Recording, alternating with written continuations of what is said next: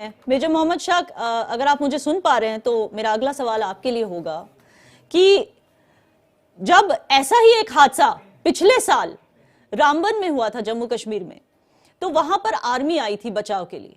तो इस तरह के जब हादसे होते हैं तो एक जितनी की जरूरत होती है, जो इंतजाम की जरूरत होती है, वो कॉन्ट्रैक्टिंग कंपनीज पहले से करके नहीं रखती और फिर हमें आर्मी पर डिपेंड होना पड़ता है। इस बार भी जो ये विदेशी मशीन आई है, ये आईएएफ की फ्लाइट से के द्वारा आई है। तो आप इसका क्या अनुमान निकालते हैं कि मतलब जो मुलाजिम है, जो मजदूर है हमारे देश के, क्या उनकी जानों की कोई कीमत नहीं है इन कॉन्ट्रैक्टिंग कंपनीज की नजर में? जी, आपका बड़ा अच्छा सवाल है याना जी। देखिए, आपने सही बात करी है, लेकिन देखिए बात ऐसी है कि कोशिश पूरी जारी है और डिजास्टर मैनेजमेंट टीम जो है, चाहे स्टेट डिजास्टर मैनेजमेंट टीम हो, चाहे नेशनल डिजास्टर मैनेजमेंट टीम हो, बल्कि फौज, सब लोग हर तरीके से, चीफ मिनिस्टर साहब पुष्कर सिंह धामी साहब खुद वहां पे मौजूद हैं। अब आप बात करते हैं मशीन की, जो डिजास्टर मैनेजमेंट की जो मशीन आई है, जो कि एयरफोर्स की मदद से आई है, बिल्कुल आई है और ऑक्सीजन भी पहुंचाया जा रहा है। बल्कि जो एड है, जो खाना पीना है, राशन पानी है, वो भी पाइप के जरिए पहुंचाया जा रहा है, जो तकरीबन 40 से 60 मीटर तक की दूरी उनकी पाइप की हो रही है। और जो जितने भी वर्कर्स फंसे हैं, मेरा दिल कहता है कि हाँ, मुश्किल वक्त है, मुश्किल टाइम है, सब एक साथ एकजुट होके ये लड़ाई लड़ रहे हैं उनको बाहर निकालने के लिए। उनके परिवार वालों को, यानी जी आपसे और भारत एक्सप्रेस के माध्यम की तरफ से मैं कहना चाहूंगा कि हिम्मत रखिए, हौसला रखिए। मेरे ख्याल से, जहां तक मेरा दिल कहता है, वो सब ठीक हो जाएगा।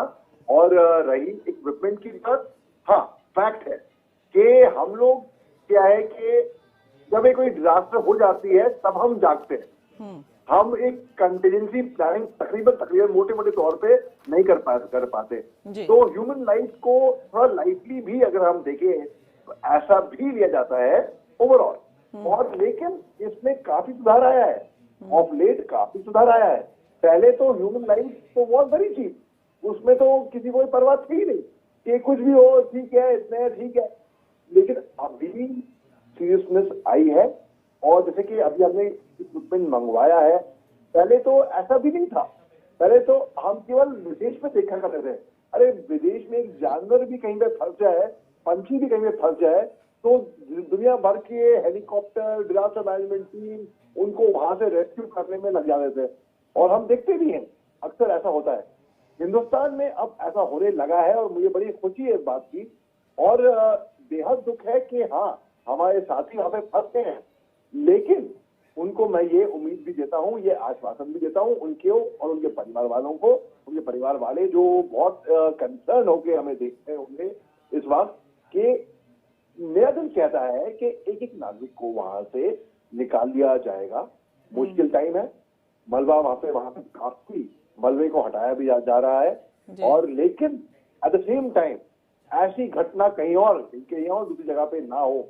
आप देखिए, एक गड्ढे में बच्चा गिरता है, फिर आर्मी आती है, बाढ़ हो जाती है, आर्मी आती है, आप भूकंप आता है, आर्मी आती है, हर जगह पे फौज।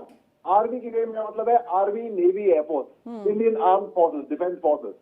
और लोगों को ये मालूम होना चाहिए कि हमारे जाबाज फौजी देश के तैनात बैठे हैं सरहदों पे, दुश्मनों से लड़ने के लिए ही नहीं, रेस्क्यू रिलीफ ऑपरेशन के लिए भी उनके साथ देते हैं। जब कश्मीर में बाढ़ आई थी तो हमारे बहादुर जवानों ने एक ह्यूमन ब्रिज बनाया था, अपनी जान जोखिम में डालकर, अपनी जान पे खेल कर ह्यूमन ब्रिज बना के और सिविलियंस को पार करवाया था। उनमें से ऐसे भी लोग थे, क्योंकि फौज देखती नहीं है किसको रिहा कर रही है, वो किसको रेस्क्यू कर रही है, जो सेपरेटिस्ट थे, ऐसे भी लोग थे। उनकी फैमिली थी जो हमारे बहादुर जवानों के ऊपर चढ़ के पार किए थे। तो मैं कहता हूं कि इस बार भी लोगों को घबराने की जरूरत नहीं है, बिल्कुल भी। इस बार पूरा देश एकजुट होके उनकी सलामती की दुआ भी कर रहा है और दवा भी कर रहा है। लेकिन मेजर शाह, मेरा आपसे एक सवाल है, हम सब यहाँ पर ये दुआ भी, इनके लिए भी दुआ करते हैं, ये दुआ भी करते हैं कि ऐसे हादसे आगे ना हो।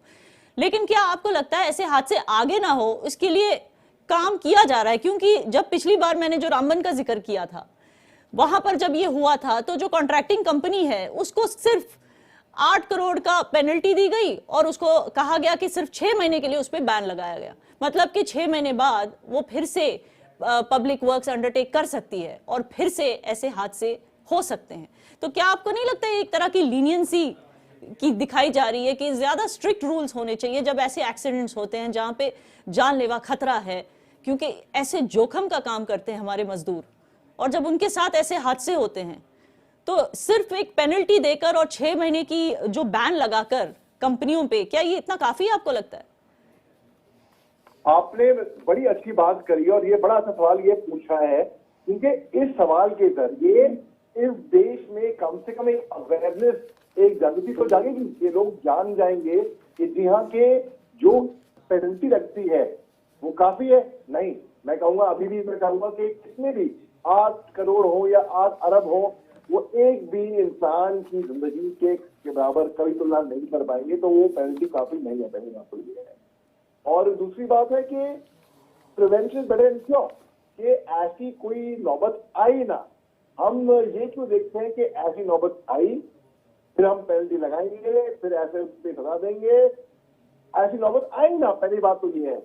आप देखिए कितने कई बार ऐसा होता है कि पुअर क्वालिटी कंस्ट्रक्शन से फ्लाईओवर भी गिरे हैं, बिल्डिंग भी गिरी है, भूकंप से गिर गए, वो अलग बात है, वो नेशनल कैलेमिटी होती है। लेकिन मैन मेड कैलेमिटी भी अलग होती है।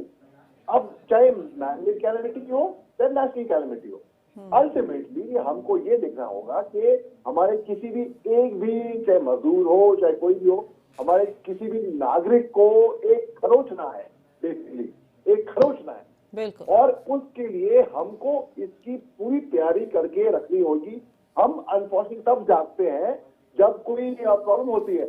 हम भी डॉक्टर के पास जाते हैं जब कोई बीमारी बहुत आगे निकल जाती है। अरे दांतों के डॉक्टर होते हैं, इनके पास जाएंगे जब कैविटी में जब कुछ बहुत दांत में दर्द होएगा। तो इसको ऐसी तैयारी करके रखें डिजास्टर की। और नेशनल डिजास्टर मैनेजमेंट इस देश में इसकी सीरियसनेस और अवेयरनेस और ज्यादा होनी चाहिए। जी बिल्कुल।